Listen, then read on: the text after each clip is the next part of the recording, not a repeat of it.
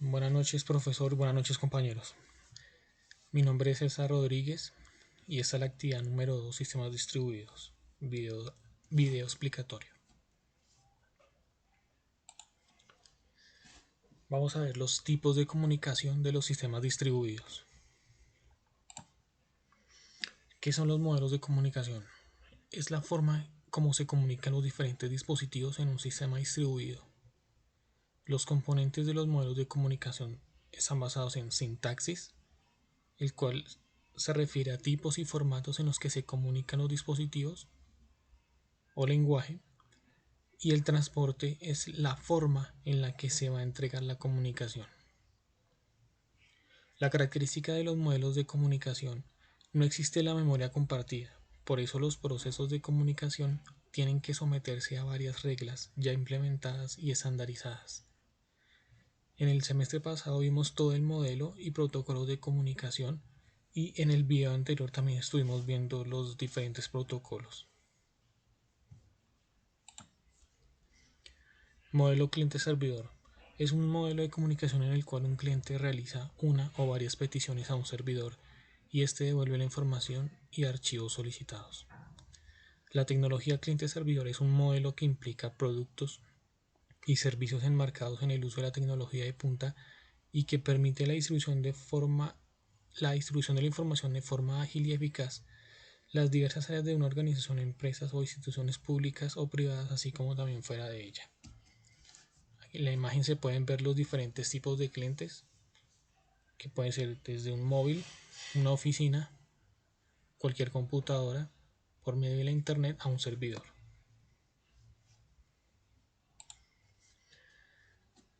Interacción modelo cliente-servidor. Tenemos dos tipos: el cooperativo, que es donde los clientes y servidores se reparten el trabajo u operaciones, y el transaccional es el mecanismo que solo tiene una petición de respuesta por servicio, puede ser asíncrono o sincronizado.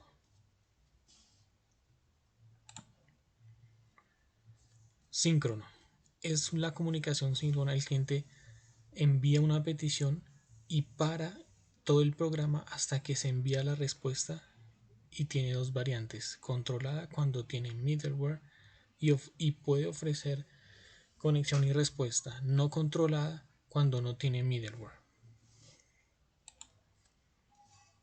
Asíncrona: el cliente lanza la petición y cuando le conviene puede recoger la respuesta del servidor y se derivan en multipetición, cuando los clientes deben poder dejar solicitudes aunque estén ocupados.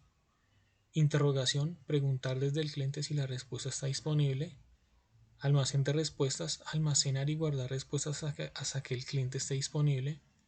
Y desacoplado: el cliente lanza la petición y no recoge ninguna respuesta, ya que asume que siempre se ejecutará dicha respuesta. Ejemplo: los sistemas de las impresoras.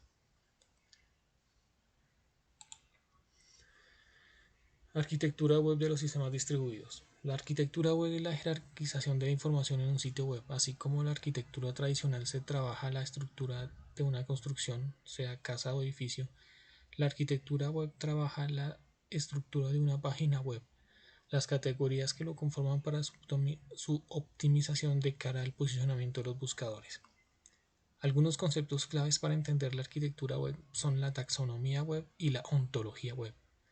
La primera se refiere a los distintos términos que dividen a un sitio web, y la segunda se refiere a las relaciones que mantienen las diferentes taxonomías de la web, las cuales por lo general van conformadas por los enlaces internos insertados en un post.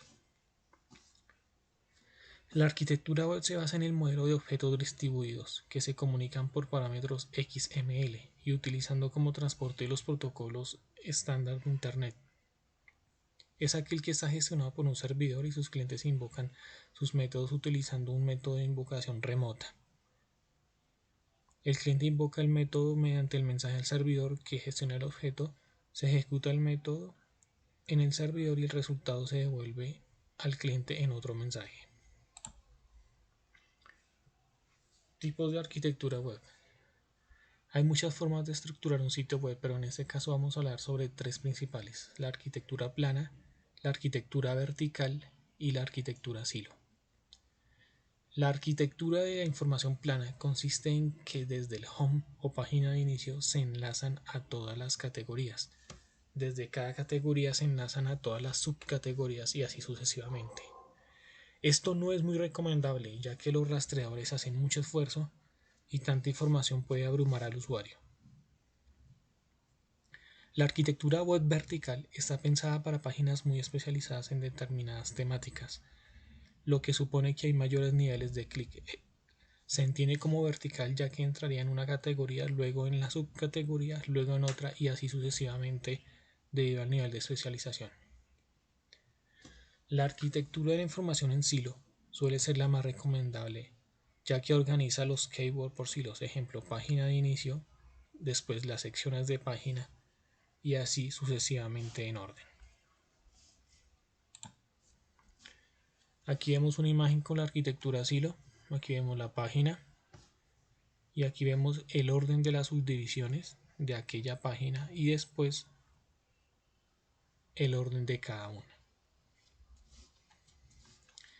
Y aquí al lado derecho la arquitectura vertical, que es la que no se recomienda.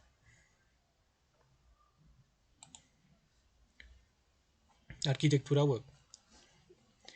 Aquí vemos, como ya hemos dicho en el anterior video, lo vimos, las diferentes arquitecturas y los modelos. Aquí vamos a ver un poco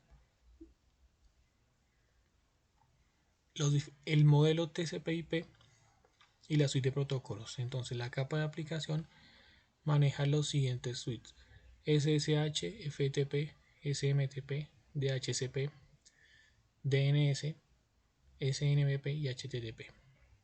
La capa de transporte maneja suites como TCP, DSCP, UTP, UDP y CMP.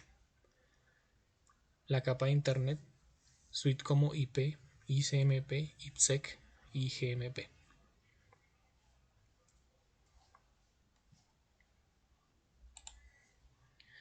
Middleware. Middleware es un software que se sitúa entre un sistema operativo y las aplicaciones que se ejecutan en él. Básicamente funciona como una capa de traducción oculta para permitir la comunicación y administración de datos en aplicaciones distribuidas. En el video anterior vimos las definiciones y ahora vamos a mirar un poco más a fondo lo que significa un middleware. Hay varios tipos de middleware. El middleware orientado a mensajes, que es una infraestructura de software que permite enviar y recibir mensajes a través de aplicaciones distribuidas. Middleware de llamada a procedimiento remoto, RPC, es una interacción cliente-servidor que hace posible que la funcionalidad de una aplicación se distribuya en múltiples plataformas. Este tipo de middleware es un protocolo que utiliza un programa local para solicitar un servicio de un programa ubicado en una computadora remota sin tener detalles de la red. Hay middleware de bases de datos. Este tipo de middleware permite el acceso directo y la interacción con una base de datos. El middleware de base de datos es el tipo del middleware más común y utilizado. Interfaces de programación API, que es un conjunto de herramientas para crear aplicaciones. Y middleware de procesamiento de transacciones, TP, que es un tipo de middleware cuya función es reforzar la función de las transacciones electrónicas. Modelo Corba. Es un estándar definido por Object Management Group que permite diversos componentes de software suscritos en múltiples lenguajes de programación y que corren en diferentes computadoras. Pueden trabajar juntos, es decir, facilita el desarrollo de aplicaciones. Dicho lenguaje se denomina IDL, que proporciona la forma de definir las interfaces de los objetos independientemente del lenguaje de programación que se estén implementando. Es un lenguaje fuertemente declarativo con un rico conjunto de tipos de datos para escribir parámetros complejos. ¿Cómo funciona? El compilador IDL genera código stub que el cliente deberá linkar y los tipos de datos del lenguaje en un formato adecuado para su transmisión por la red. La implementación del objeto remoto se debe linkar con un código similar denominado skeleton que codifica la petición de tipos de datos en un determinado lenguaje de programación. Aquí vemos el modelo Corba Y aquí vemos lo que nos explicaron anteriormente. Entonces el cliente manda un IDL,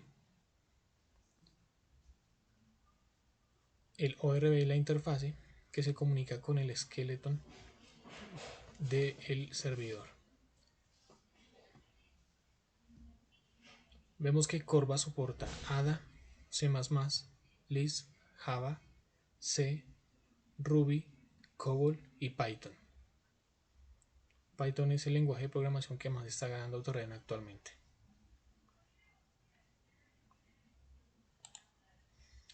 El modelo SOAP es un protocolo estándar que define cómo dos objetos en diferentes procesos pueden comunicarse por medio de intercambio de datos XML.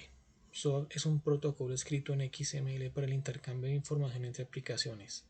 Es un formato para enviar mensajes diseñado especialmente para servir de comunicación en Internet, pudiendo extender los HTTP headers. Es una forma de definir qué información se envía mediante XML. ¿Qué es XML? Es el acrónimo de Extensible Markup Language, es decir, un lenguaje de marcado que define un conjunto de reglas para la codificación de documentos. El lenguaje XML proporciona una plataforma para definir elementos y crear un formato lenguaje personalizado. Esos mensajes constan de tres secciones: envelope, header y body. Vamos a ver, envelope, envoltura, es el elemento raíz del mensaje para describir su contenido y la forma de procesarlo. El header es la información de identificación del contenido, un grupo de reglas de codificación para expresar las instancias de tipos de datos definidos por la aplicación. Body, el cuerpo, es el contenido del mensaje, una convención para representar las llamadas y las respuestas a procedimientos remotos. Modelo RMI. El modelo RMI es un mecanismo ofrecido por Java para invocar un método de manera remota. Forma parte del entorno estándar de ejecución Java y proporciona un mecanismo simple para la comunicación de servidores en aplicaciones distribuidas basadas exclusivamente en Java. A través de un RMI, un programa Java puede exportar un objeto, con lo que dicho objeto estará accesible a través de la red y el programa permanecerá a la espera en peticiones en un puerto TCP. A partir de ese momento, un cliente puede conectarse e invocar los métodos proporcionados por el objeto. La invocación se compone de los siguientes pasos: encapsulado, invocación del método. Al terminar la ejecución, el servidor serializa el valor del retorno y el código recibe la respuesta en la invocación. Sockets. Un socket es conocido como un tipo de software que actúa como un punto final que funciona estableciendo un enlace de comunicación de red bidireccional entre el extremo del servidor y el programa receptor del cliente. También se le conoce como un punto final en un canal de comunicación bidireccional. ¿Cuáles son los tipos de sockets? El stream, orientado a conexión, es fiable porque se asegura el orden en las entregas de los mensajes y no mantiene separación entre mensajes. El siguiente es el socket datagrama, que puede ser sin conexión, pero que no es fiable porque no asegura el orden de las entregas de los datos. Mantiene la separación entre los mensajes y utiliza el protocolo UDP. Y el socket row, que permite el acceso a los protocolos internos como IP. En la imagen derecha vemos cómo funcionan los sockets, que es la aplicación del cliente, y en el servidor llega la información con la IP y el puerto exclusivo del servidor.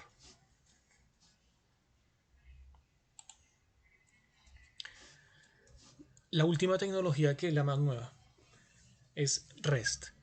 REST es una interfaz para conectar varios sistemas basados en el protocolo HTTP, uno de los protocolos más antiguos, y nos sirve para obtener y generar datos y operaciones, devolviendo estos datos en formatos muy específicos como XML y JSON. El formato más más usado en la actualidad es el formato JSON, ya que es más ligero y legible, en comparación al formato XML. Elegir uno será cuestión de lógica y necesidad de cada proyecto. REST se apoya en HTTP. Los verbos que utilizan son exactamente los mismos. Con ellos se puede hacer get, post, pot y delete. De aquí surge una alternativa a SOAP. ¿Por qué debemos utilizar REST? REST no es solo una moda, y es por las siguientes razones que es una interfaz que está teniendo tanto protagonismo en los últimos años. Crea una petición HTTP que contiene toda la información necesaria, es decir, un request a un servidor tiene toda la información necesaria y solo espera un response, o sea, una respuesta en concreto. Es totalmente independiente de la plataforma, así que podemos hacer uso de REST tanto en Windows, Linux o Mac o el sistema operativo que queramos. Maneja formatos XML y JSON, pero este último es mucho más liviano y es el más usado actualmente. SOAP versus REST. ¿Cuáles son sus diferencias? Vamos a verlas. SOAP. WSDL define el esquema entre el cliente y el servicio y es estático por naturaleza.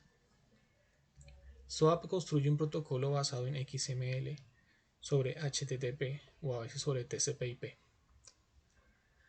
SOAP es un sucesor de XML, RPC, y es muy similar pero describe de una forma comunicación.